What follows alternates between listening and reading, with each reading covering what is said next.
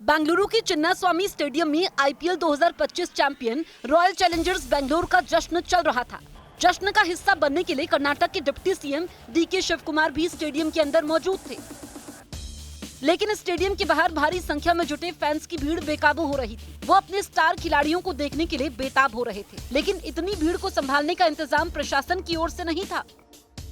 Stampede has taken place. Nobody has expected so much of crowd will come because the capacity of the stadium is only 35,000 people. Only 35,000 seats are there. But 2 to 3 lakh people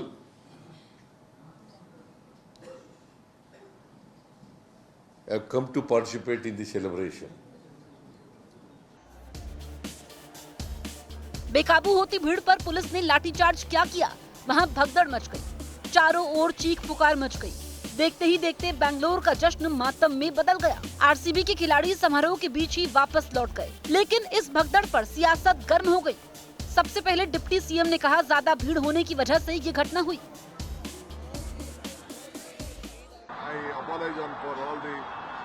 People of Karnataka and Bangalore, we wanted to take a procedure, but the crowd was very uncontrollable. लेकिन BJP ने इस भगदड़ के लिए सीधे तौर पर कर्नाटक के सीएम और डिप्टी सीएम को जिम्मेदार ठहरा दिया।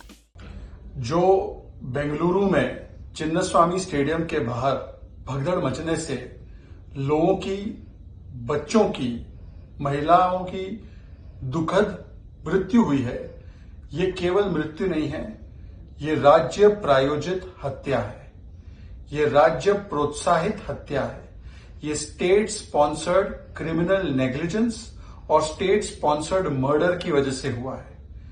इतनी भीड़ उमड़ेगी ये सबको पता था। 18 वर्ष बाद जश्न का ये माहौल था। कहां थी इंतजाम, कहां थी पुलिस की बंदोबस्त? और एक तरफ तो लोगों की मौत हो रही थी, दूसरी तरफ नाच गाना चल रहा था, जश्न चलता रहा। मतलब कि एक तो हत्या और उसके बाद नमक रगड़ने का काम किया गया।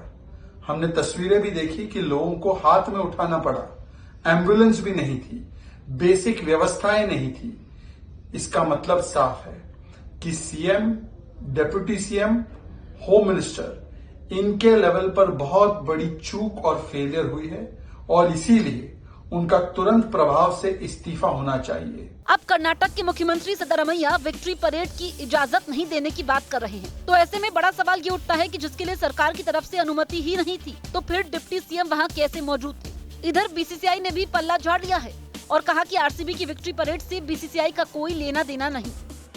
बीसीसीआई को इस कार्यक्रम की आयोजन की कोई जानकारी नहीं थी और मुझे तो बल्कि मीडिया के द्वारा पता चला कि ऐसा कोई कार्यक्रम वहां हुआ है और ऐसी दुर्घटना हो गई है। तुरंत मैंने आरसीबी ऑफिशियल से बात की और उनको बताया इस बारे में। वो लोग स्टेडियम के अंदर थे, उनको भी जानकारी नहीं थी। उन्होंने तुरंत इस बात का संज्ञान लिया और मुझे ये कहा कि हम तुरंत इसको बंद करवा रहे हैं।